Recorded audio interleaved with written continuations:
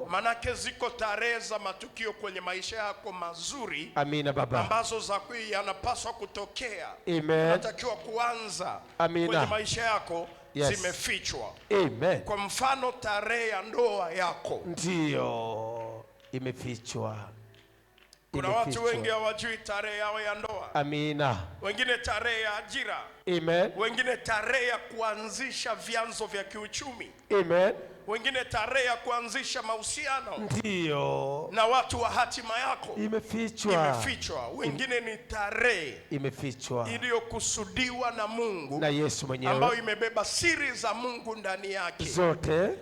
Yes. Juu yako. Ndiyo. Sema amen. Amina. Ziko siri za Mungu juu yako. Ziko. Zimefichwa. Amina. Tarehe zake. Amen. Ambazo zinaambatana na matukio fulani. Amina. Kwa nini tarehe za matukio mabaya unazijua? Yes.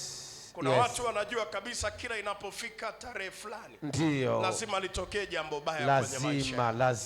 Lazima kutokee msiba kwenye familia. Ndiyo Bwana. Lazima kutokee hasara kwenye maisha yako. Ndiyo. Ikifika siku fulani. Yes. Tarehe fulani, mwezi fulani. Ndiyo. Lazima kuna mambo mabaya yanatokea. Yes. Kwa nini zifunuliwe tarehe za matukio mabaya? Ndiyo. Lakini za matukio mazuri zimefichwa. Mungu akukumbuke leo. Amina baba. Yes. Sema kila tarehe za matukio mabaya zilizoandaliwa, zilizochorwa na watesi. Sema ramani za matukio mabaya. Sema tunaifuta.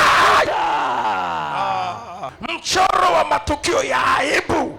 Rukaji usema nafuta. Piga kelele sema nafuta.